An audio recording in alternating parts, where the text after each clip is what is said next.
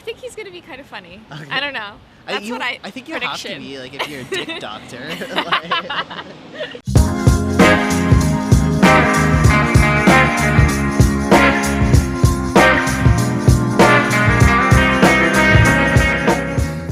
Today, sitting down with Dr. Chen, and we're talking about bottom surgery and phalloplasty. So do you want to start, like, what you've been thinking about, or I can start, or? Yeah, I mean, I feel like we've had a lot of conversations about this, but I'm really excited to be able to ask questions. Yeah. And to be able to get answers about, like, what are the different paths, what's recovery going to be looking like, and basically what are the options, to kind of get a lay of the land from someone who's an expert about what we can expect. Yeah. Mm-hmm. Yeah, I think for me, I feel like I have feelings of, like, what I want, but I also know that my ideal final product is just, like, not possible. But I'm excited to possibly be surprised that it's more possible, and to just, I think, have more information that is not, like, from Tumblr and YouTube, which is super real, super important, and I'm really appreciative of people that are sharing their stories there, but having information that is, like, particular to my body, and how, like, my body will potentially, like, respond to various surgeries and what various outcomes could look like particular to my body. So the first part, usually I like to just kind of make sure we understand your medical history and surgical history. Yeah. Then we'll talk about other risk factors for surgery, and then talk about the surgery in detail, and then from there talk about complications, and then answer any questions you have for me. Awesome. Yeah. That sounds good. And it says in our notes that you wanted to talk about phalloplasty, correct? Yes, I think I also would like to talk about metodioplasty, because I think I'm leaning towards phalloplasty, but just because I don't know too many things or know what it would look like for my body. Got it. So I don't know what procedure would work best for me. Got it. There are 3 key questions I like to ask to help kind of figure that out. 1 hour later. Okay. Cool. Thank you so much. You're very welcome. It's nice to meet you. You as well. It was very lovely to meet you. Nice to meet you too. I'm really excited. It sounds like you know what you want. Yeah, but I really like the sound of the meta surgery. It just doesn't look like what I want. Exactly. So it's not what you want. But you don't have to make any decisions. Exactly. We're just getting information. And your hair feels so nice and soft. Yeah. Does it feel oily? No. Okay. Does it feel oily? No. So we'll kind of go through, probably repeat a few of the things that he went through with you, if that's okay. Yeah. And then we'll specifically talk about the phalloplasty portion, you know, and it sounds like you've already kind of thought about this a bit. You're thinking forearm. Yeah. Okay. Perfect.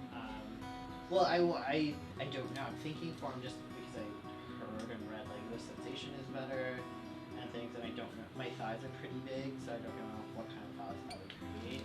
We'll talk a little bit about both. I'll take a look at both spots, and then we'll know. Yeah. Having the opportunity to meet in person meant that we could just ask all of the questions, see them, meet them as, like, other humans, not just voices on the phone. The first time you would meet was when they were cutting you open. I think that it is nice that we were able to see them in person, and it, like, be an opportunity to just find out all the information that we needed and be able to answer some questions as well about what everything was going to look like. Yeah, and also the dog and the cat are wrestling back there, so. This is just real life. This is the house we live in. Scott, you coming up? Come on, up. Up. How did you feel about Up. it? Well, I think when you frame it as, like, the first time we meet them is when they are gonna cut into me, it really puts things into perspective.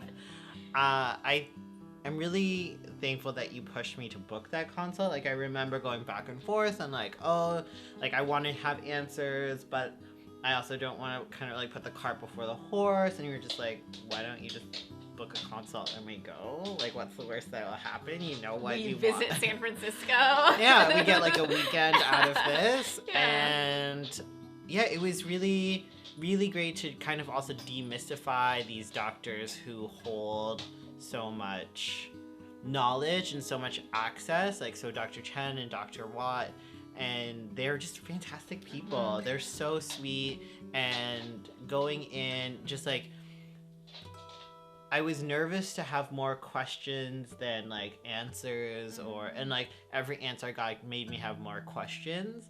And the way that especially Dr. Chen approached it really put me at ease, and really like he just has been doing this for so long, and also has had like so many surgeries under his belt, that when I was like, I don't know, he could be like, so I have 3 questions I ask people, and this is how we can like distill it down and try to figure out what parts of the procedure or what procedures would work for you, and like what like I envision, what feels good, what doesn't feel good.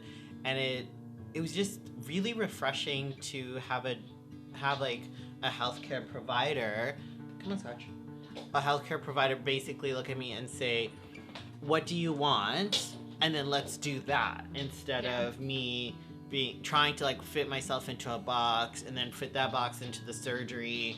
And this was just like very centered around me as the patient, as like an actual whole human, and their questions and their knowledge span, not just like the technical parts of the procedure, but also like a very holistic understanding of like what this impact could be on my life.